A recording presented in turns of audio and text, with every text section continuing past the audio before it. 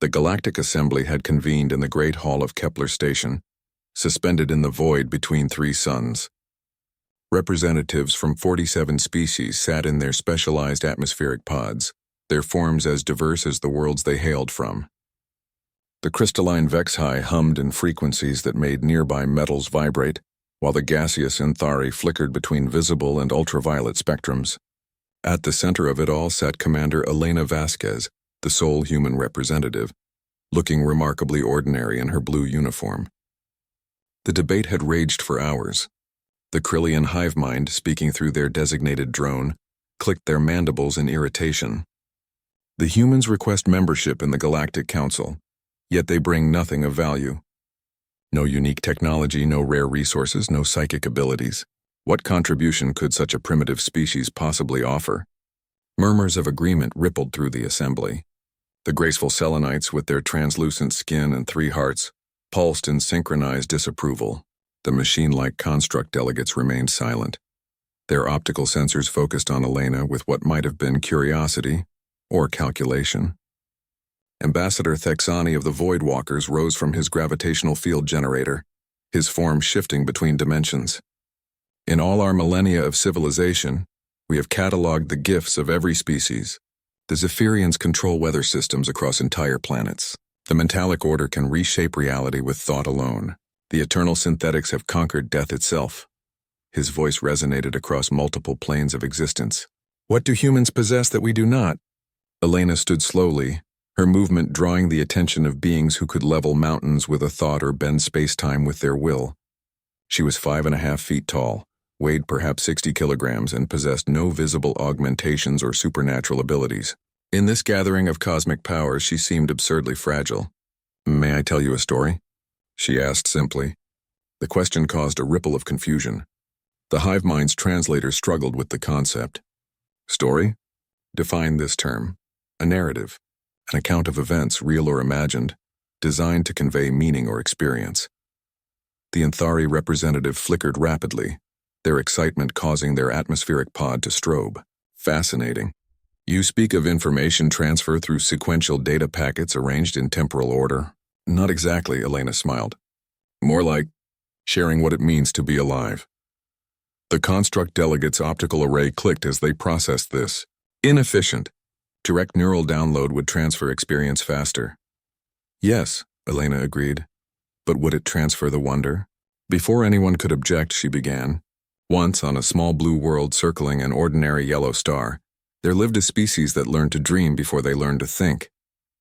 They were weak, no claws, no armor, no poison. They couldn't fly, couldn't breathe underwater for long, couldn't survive in their own planet's polar regions without tools they had to invent. The assembly stirred restlessly. Several species began to lose interest, their attention drifting to more important matters. But something in Elena's voice held them, a quality none of their universal translators could quite capture. These creatures were born dying, she continued. They lived for barely a century, often less. They knew that everything they built would crumble, everyone they loved would fade, and they themselves would be forgotten. And yet, she paused, letting the silence stretch. And yet they chose to love anyway. They chose to build anyway. They chose to hope anyway. Not because they were too stupid to understand the futility, but because they understood something else entirely. The eternal synthetics, who had long ago abandoned mortality, leaned forward in their crystalline housing. What could such short-lived beings possibly understand that we do not? Elena's smile was soft, sad, and utterly human.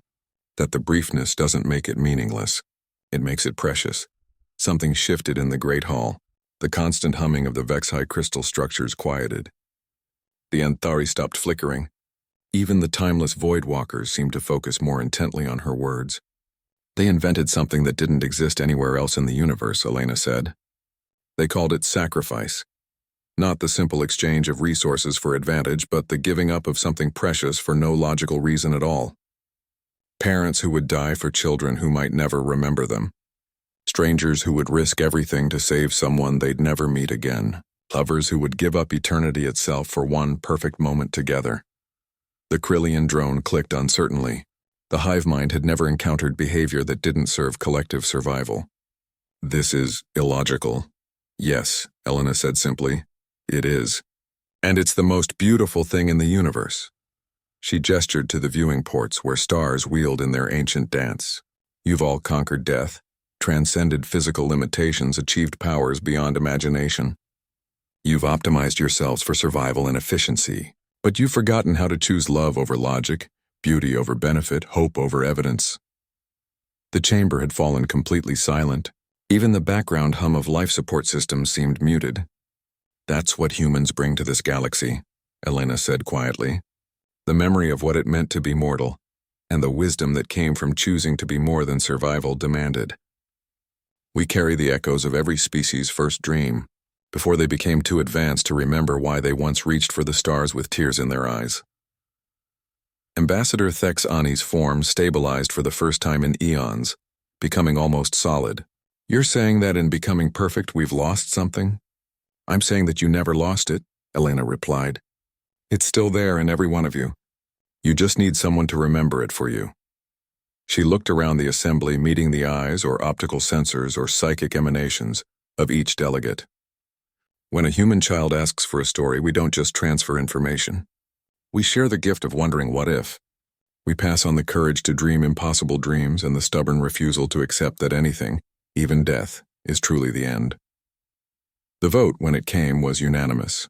Not because humanity had proven their worth through strength or technology, but because they had reminded the galaxy what worth actually meant.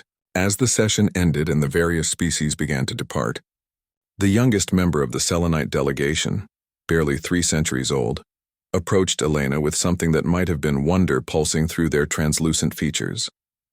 Human Elena, they said in their melodious voice, could you tell us another story?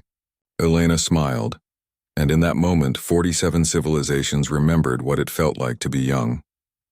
Of course, she said.